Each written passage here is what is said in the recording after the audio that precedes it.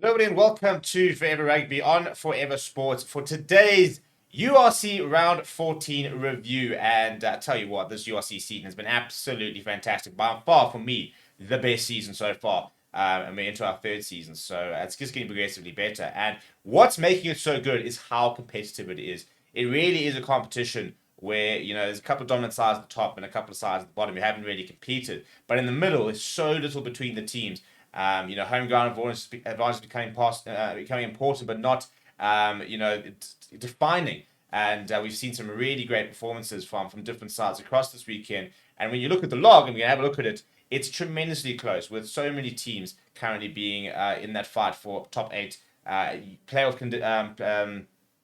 eligibility, as well as Champions Cup qualification. So much on the line to finish in that top eight, and 3 points separating fifth to 11th. So, 6 teams all currently in the fight for the last four positions of that Champions Cup qualifications. Before we go into the results, please do smash the like on the video. Please do subscribe to the channel as well. Things all started on Friday night, and Ulster, very important victory over Cardiff, 19 points to 17 at home. They've had a bit of a poor season of Ulster, but a result like that is important for them to make sure that they continue to try and stay in that race for top eight, try and get Champions Cup rugby for next season. They are currently pressing a bit of a reset after this season, so if they can give themselves at least a good platform for next season, then at least they've got a nice all season to kind of build on that. Cardiff, coming sitting 12th, they're kind of outside that fight. They might have been able to put themselves in there with a win over Ulster, but were unable to do that. And Sharks, who have basically been the URC, and rightfully so, sent a very rotated side to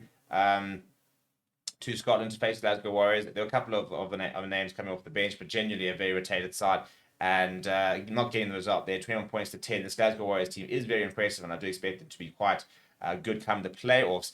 The result of the weekend was probably the Lions dispatching Leinster 44 points to 12. It was very much a rotated Leinster side, but the Lions taking the opportunities. And what was amazing is you look at the game from a stats point of view, Leinster dominating possession, dominating territory, for example, dominating so many of the stats you'd want to, and yet the Lions hammering them, 2 late tries as well. But I think the big thing about that for the Lions is that, as Maurice Lowe said, they didn't play particularly well. He said he was very disappointed in the performance, and yet you've gone and put 44 points on the log leaders. I don't think it was the best Lions performance, but I think they'll take confidence of the fact that they didn't play up to their standard and they still got a big result. That'll give them big confidence coming into the Munster game. Benetton looking much better the last couple of weeks. They beat the Dragons 36 points to 19 at home before a massive upset. One of the biggest results, some people are saying, in Munster's history is to come down to beat the Bulls at Loftus Versfeld, which is not an easy feat. Bulls going down to 14 men. That Johan Cruyff's red card made a massive difference, but Munster still had to play what's in front of them. They did that, and they managed to get a victory, 27 points to 22. Jack Crowley, very impressive. Conor Murray rolling back the years, a couple of very good standout performances from Munster. And Bulls were just maybe a little bit sloppy. They had a nice start to that second half, and then all the momentum just switched after that red card. The surprise of the weekend, arguably, is this result. So Stormers going down to Ospreys at the DHL Stadium. I think it's just the third time they've actually been beaten at home in this competition. Ospreys getting a result, massive result for them. As I said, that keeps them in the top eight. Given the fact that how close it is, a loss for them, for example, could have taken them out of that out of contention for that top eight. But that's a massive result for them. Stormers are still in the fight now, very much. Once again, they could have had an opportunity of giving themselves some room between the rest, but not managing to do that. So they're very firmly in that dogfight for the top eight. As for Connacht, who pumped Zebra 54 points to 16. They're in ninth place. Edinburgh getting a big result against Scarlets as well. They remain in that top eight. If we look at the table, you'll see some space here. Leinster not managing to add to their lead, but sitting at 54 points, well above the rest of the table. Glasgow Warriors just 1 point behind them, but there's a bit of space between them and Munster, who are 5 points behind Glasgow, 2 points ahead of the Bulls. And then after that, there's a bit of a gap. So that top four is pretty settled in there. The Bulls will need to finish strong if they want to make sure they have that home quarter final. They would have really liked to have won yesterday, get themselves a chance of trying to get that home semi-final, which I think is very important to them, their chances. But then this is the interesting one, isn't it? 5th, 6th, 7th, 8th, 9th, 10, 11, 42 points, 39. 3 points between all these teams. A lot of them playing against each other, for example. So the Lions playing against the Stormers in a couple of weeks. Have some good interesting results. The Lions have got some nice pictures in that there at home. Stormers have to take on Connacht.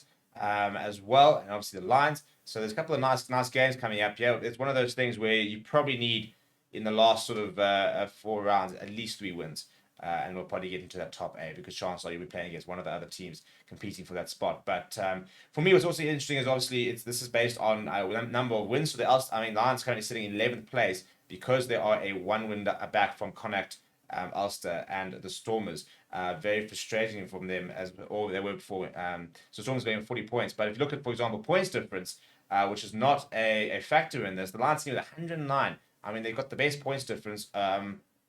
With only the Bulls, Glasgow Warriors, and Leinster Rugby actually having it better, but because of the competition rules, they might very well miss out because of their 1 victory fewer. So frustrating times for the Joburg franchise, but still very much in the fight. Then after that, you got Cardiff, who are way back there, Sharks even further back, and then you got Scarlets, Dragons, Zebra. The race for the wooden spoon, I suppose, is somewhat exciting, but for those teams, mostly their seasons almost pretty much come to an end. Let me know what you thought about the round down in the comments below. Please do smash a like on the video. Please do subscribe to the channel as well. Thank you very much for watching. My name is Steve. I'll chat to you soon.